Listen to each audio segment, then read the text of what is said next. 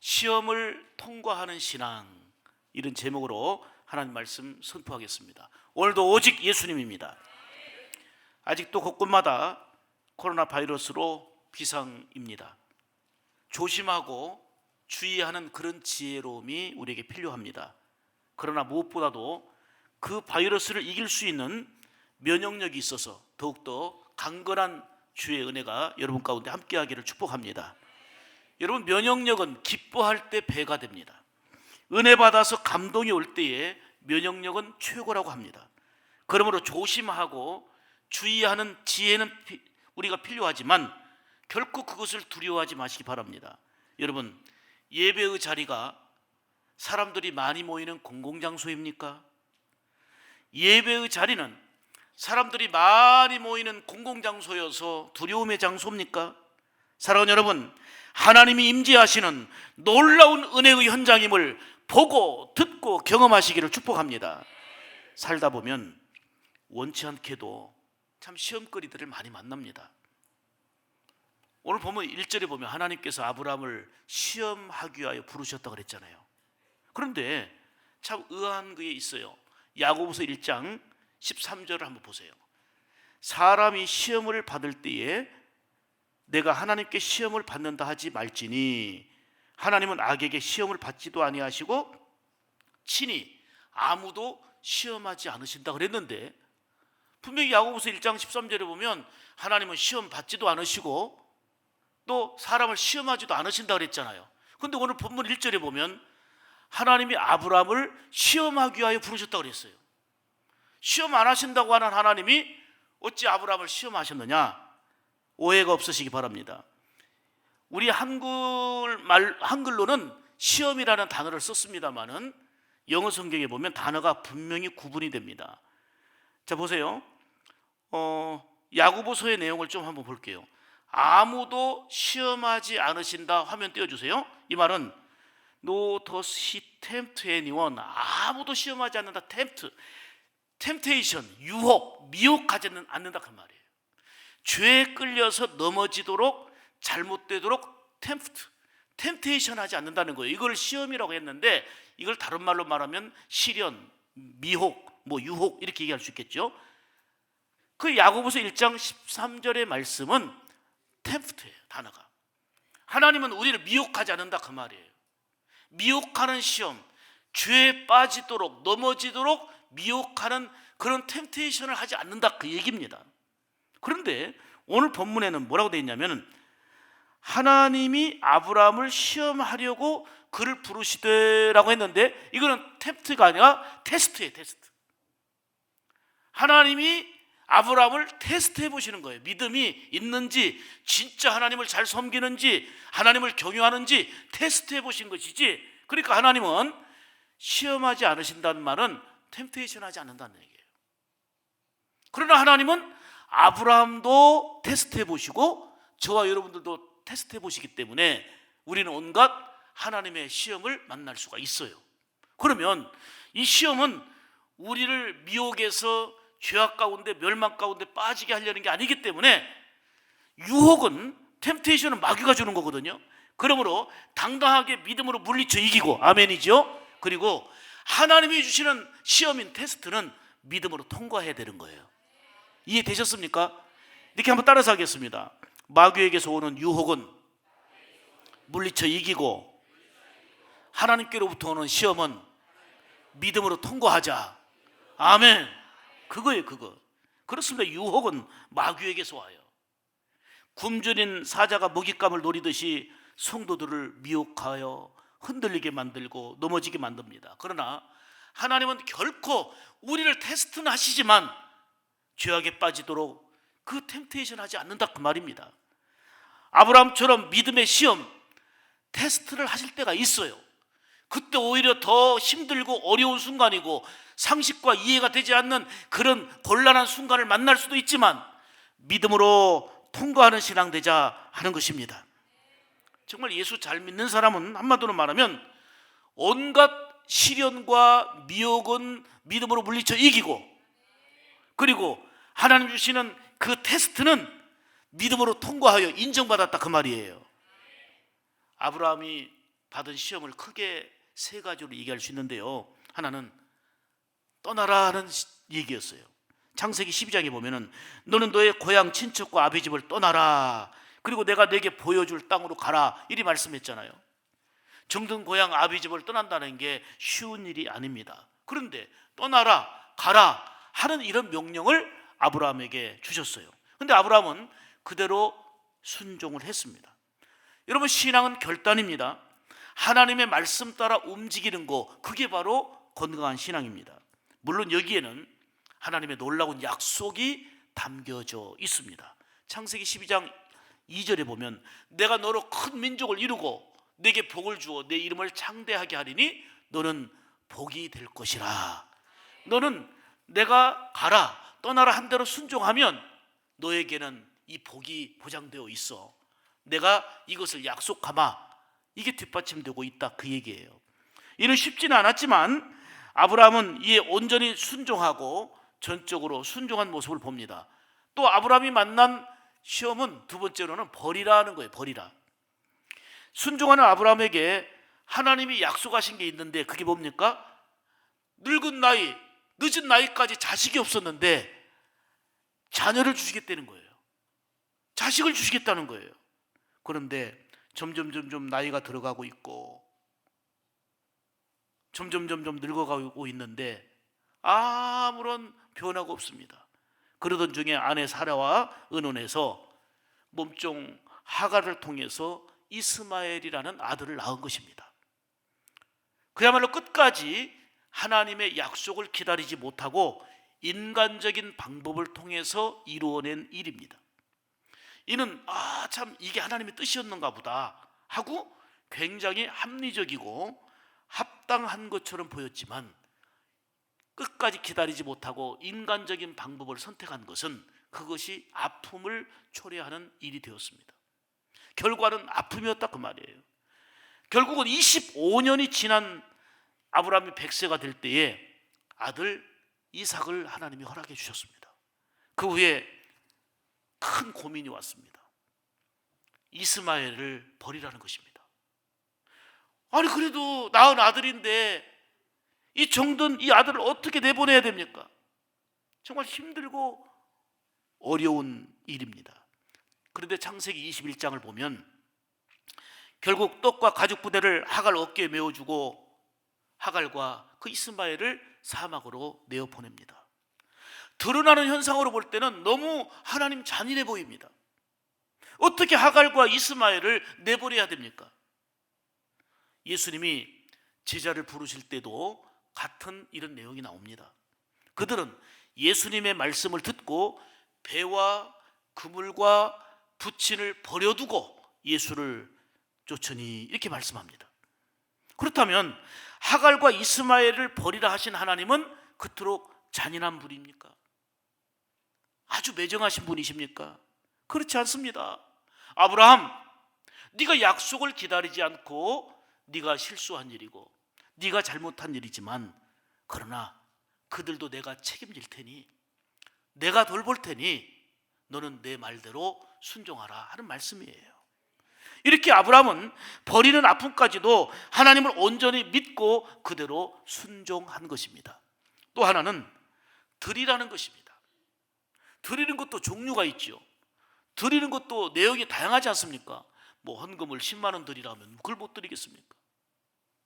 헌금을 100만 원 드리라면 그걸 못 드리겠습니까?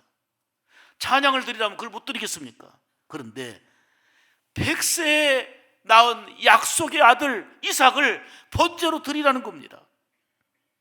아브라함은 최대의 고통스러운 시련에 빠졌습니다. 그건 시련이 아니라 사실은 테스트거든요. 하나님의 시험이거든요. 물론 이런 시험을 믿음으로 통과해서 믿음의 조상이라고 하는 영광스러운 은혜를 누렸습니다마는 그 과정을 보면 얼마나 번민이 있었고 얼마나 힘든 그 자체였겠습니까? 100세에 낳은 아들 이삭은 아브라함에게 있어서는 생명과도 같은 거였어요. 세월이 흘러서 이삭이 듬직한 청년이 되었는데 하나님이 아브라함을 부르시더니 내 아들, 내 사랑하는 독자 이삭을 데리고 모리아산으로 가서 내게 지시하는 산 거기서 그 아들 이삭을 번제로 드리라는 거예요. 세상에 만일 이 명령이 저에게 주어진 거라면 그 자리에 털썩 주저앉아 버렸을 것입니다. 하나님, 말도 안 됩니다. 말도 안 됩니다. 어찌 이럴 수가 있겠습니까? 차라리 나를 받으십시오. 나를 받으십시오. 눈물로 항변했을 것입니다. 칼로 자식을 죽여서 번제로 바치라는 그 명령에 어떻게 즉시 일어나 순종할 수 있었겠습니까? 그런데 아브라함은 아침에 일찍이 일어나서 나귀의 안장을 치우고 두 종과 독자 아들 이삭을 데리고 하나님이 지시한 곳을 향해 출발합니다. 무려 3일 길을 걷게 됩니다. 드디어 하나님께서 지시하신 그 산 아래에 도착했습니다. 이때 함께 동행했던 두 종에게 이렇게 말합니다. 6절입니다. 너희는 나귀와 함께 여기서 기다리라. 내가 우리 이삭과 함께 저기 가서 예배하고 너희에게로 돌아오리라. 이렇게 말한 후에 번제에 쓸 나무를 이삭에게 지우고 불과 칼을 손에 들고 산으로 올라갑니다. 이때 7절에 이삭이 말합니다. 아버지, 내가 여기 있다. 근데 불과 나무는 있는데 번제할 양은 어디 있습니까? 이때 어떻게 대답해야 됩니까? 아브라함의 심정은 어떠했겠습니까? 아브라함의 대답을 보십시오. 8절입니다. 내 아들아, 번제할 어린 양은, 따라서 합시다. 하나님이 자기를 위하여 친히 준비하시리라. 할렐루야. 그리고서 아들과 함께 하나님이 지시하신 산 위까지 올라가 도착했습니다. 단을 쌓고 번제 드릴 준비를 다 한 후에 아들 이삭에게 말합니다. 하나님이 너를 번제로 바치란다. 하나님이 너를 바치란다 하면서 청년된 아들 이삭을 결박합니다. 그리고 번제단 위에 올려놓고 칼을 들어 치려고 하는 순간 아브라함아, 아브라함아 하는 소리가 들리더니 12절의 말씀입니다. 그 아이에게 손을 대지 말라. 그에게 아무 일도 하지 말라. 내가 내 아들 독자라도 내게 아끼지 아니하였으니 내가 이제야 네가 하나님을 경외하는 줄을 아노라. 아멘입니까? 아브라함이 눈을 들어 살펴보니까 한 숫양이 수풀에 걸려 있었습니다. 그 숫양으로 아들 이삭 대신해서 번제로 드린 것입니다. 그래서 아브라함은 그 땅 이름을 여호와 이레라 했습니다. 여호와께서 준비하셨다. 하나님이 준비해 주셨다. 하나님이 예비해 주셨다. 아멘입니까? 아브라함은 드리라는 명령에 드릴 수 없는 것까지 드리는 시험, 테스트를 믿음으로 통과한 것입니다. 여러분, 하나님은 우리의 것을 빼앗아가는 분이 아닙니다. 하나님은 우리를 망가뜨리는 분이 아니십니다. 아무리 이해가 되지 않고 내 상식에 맞지 않고 그리고 내 방법에 전혀 맞지 않는 것 같아도 말씀에 온전히 순종하면 보장해 주시는 하나님이 아브라함의 하나님이요 나의 하나님, 여러분의 하나님이신 줄 믿습니다. 오늘 16절 18절까지 보시면 이렇게 내용이 나와요.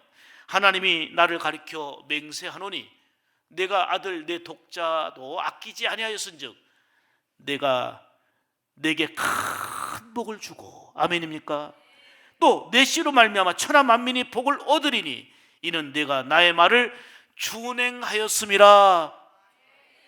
아브라함이 정말 이삭에게 사랑에 빠져 있는데 하나님을 정말로 사랑하는지, 하나님의 말씀을 진정으로 준행하는지 테스트했던 겁니다.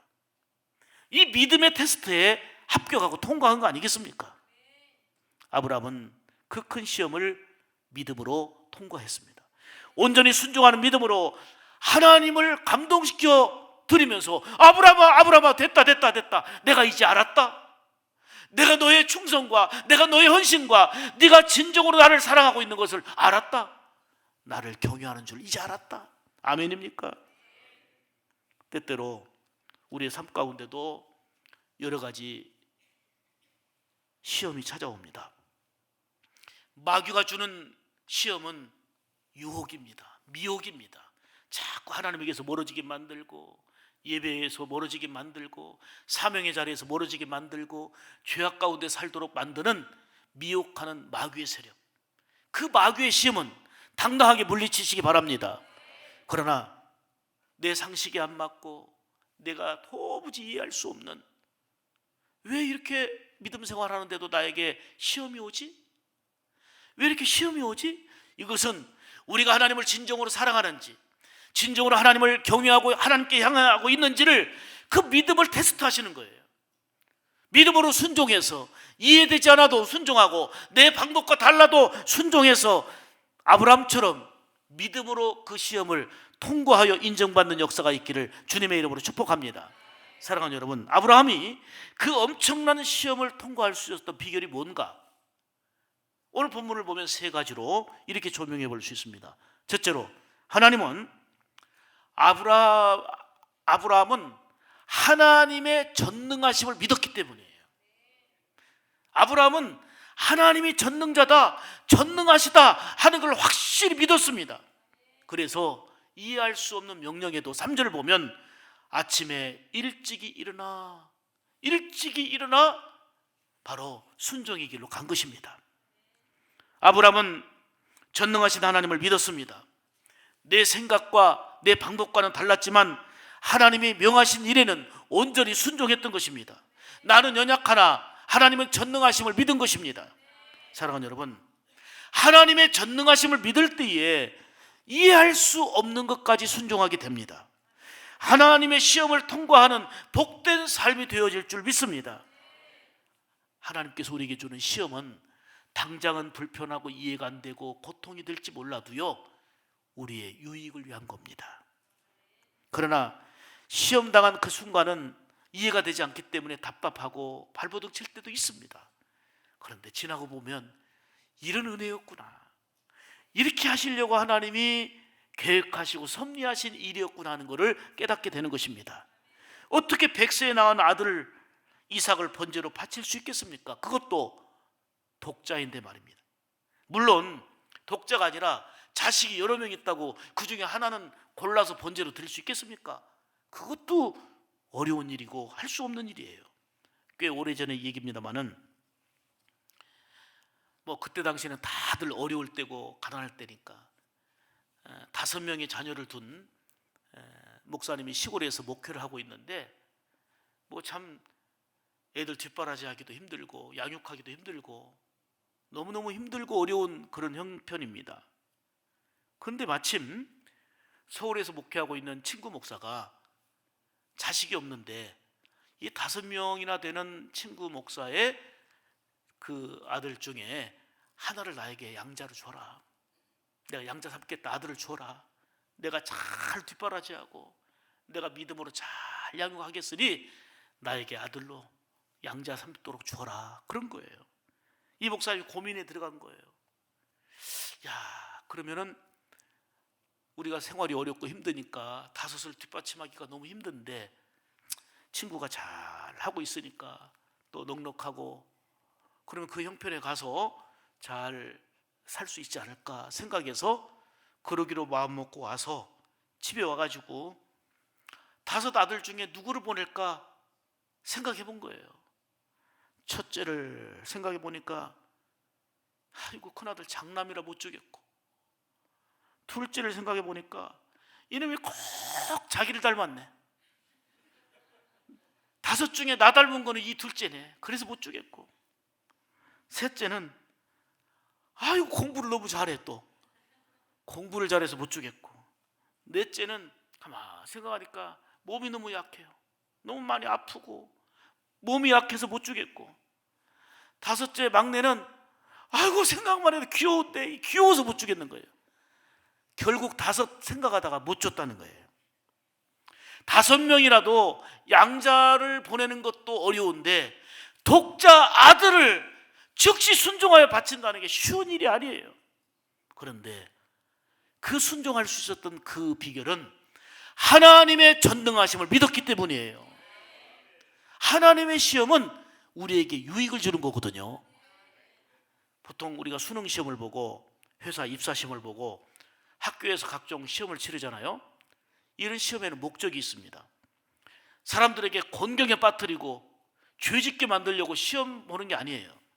어려운 시험을 통해서 배운 것을 정리하고 공부하고 성적을 올리고 또 승진하고 목표한 바를 이루는 거 아니겠습니까? 하나님이 주시는 테스트에도 목적이 있어요. 고난과 시험에도 하나님의 뜻이 담겨 있단 말이에요. 그렇기 때문에 믿음으로 그 시험을 통과하면 복되고 아름다운 열매를 맺게 된다는 것을 아브라함을 통해서 보여주는 것입니다. 그렇다면 아브라함처럼 하나님의 전능하심, 하나님의 전능성을 믿으면 우리도 이해되지 않아도 그 당시에는 납득되지 않아도 순종할 수 있고 하나님을 의지할 수 있다 하는 얘기입니다. C.S. 루이스의 책에 보면 이런 내용이 나와요. 고통은 사람을 깨우치게 하는 하나님의 확성기 소리다. 고통 속에서, 아픔 속에서 하나님의 뜻을 깨닫게 하는 하나님의 큰 확성기를 통해서 들려지는 소리를 들을 수 있는 찬스가 된다는 거예요. 깊이 공감하는 말입니다. 시험은 비록 힘들고 어렵지만 시험을 통해서 믿음이 성장이 되고 겸손하게 되고 그리고 하나님의 놀라운 긍휼과 은혜와 복을 받게 되는 줄 믿으시기를 바랍니다. 몇 구절을 보실 텐데요. 신명기 8장 2절을 보세요. 내 하나님 여호와께서 이 40년 동안에 너로 광야의 길을 걷게 하신 것을 기억하라. 40년 동안 왜 광야에서 시험하십니까? 이스라엘 백성들을 고통으로 몰고 가고 어려운 가운데 빠져서 다 넘어지게 만들려는 게 아니고요. 40년 동안 광야로 몰고 간 것은 너를 낮추시며 하나님의 목적이 거기 있어요. 또 하나는 너를 시험하사 네 마음이 어떤지 그 명령을 지키는지 안 지키는지 알려 하심이라 그랬어요. 다 테스트예요.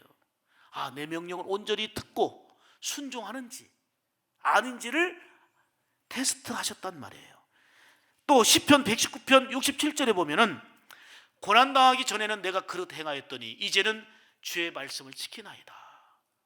고난당하기 전에는 내 마음대로 내 생각대로 살았는데 고난 이후에 하나님의 살아계심에 놀라운 전능하신 은총을 힘입고서는 오히려 주의 말씀을 지키는 삶으로 변화되고 믿음이 성장되었다 그 얘기예요.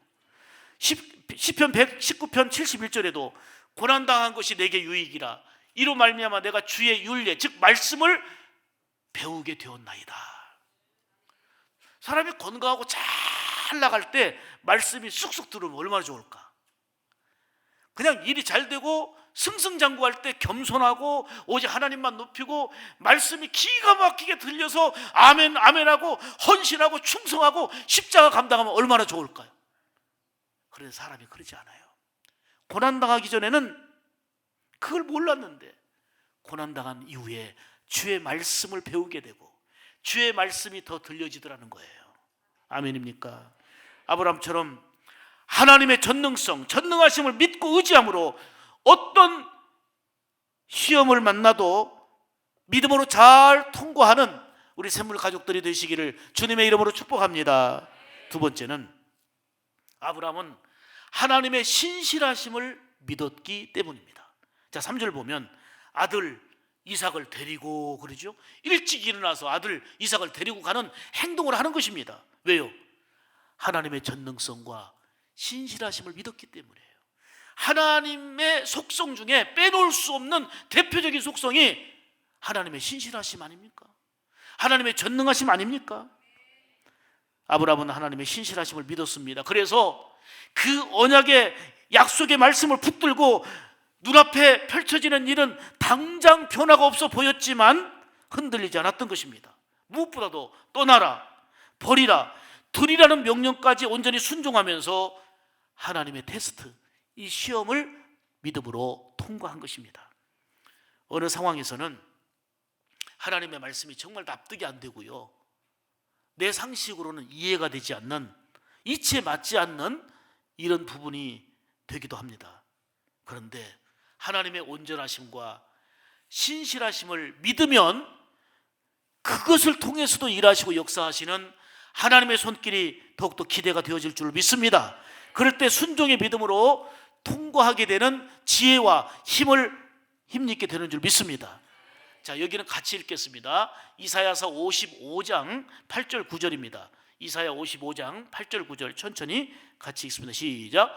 여호와의 말씀에 내 생각은 너희 생각과 다르며 내 길은 너희 길과 달라서 하늘이 땅보다 높음같이 내 길은 너희 길보다 높으며 내 생각은 너희 생각보다 높으니라. 할렐루야.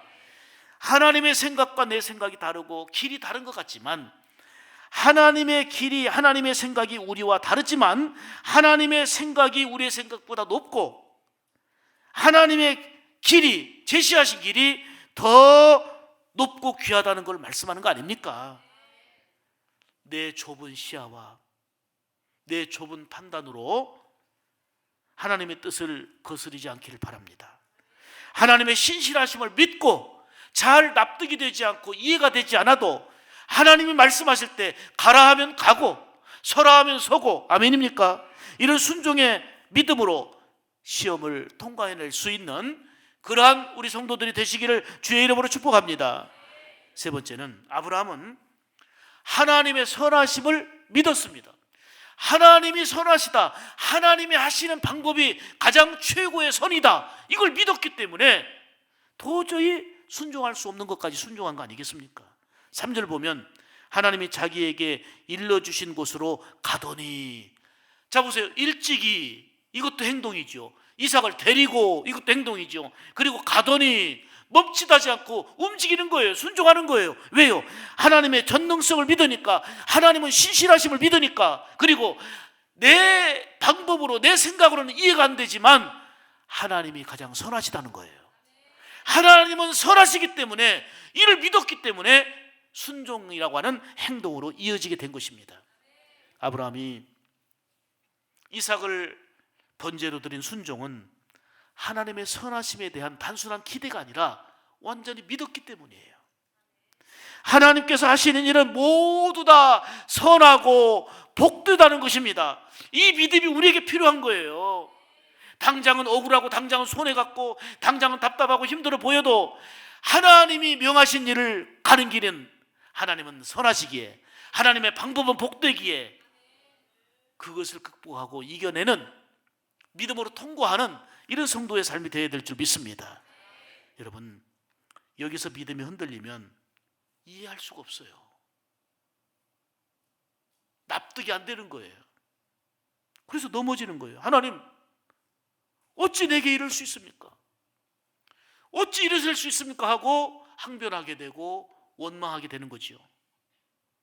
사랑하는 여러분, 아브라함은 시험을 만났지만 이삭을 번제로 드리는 순종을 통해서 네가 사랑하는 아들 독자보다도 하나님 여호와를 더 사랑하는구나, 하나님이 먼저구나,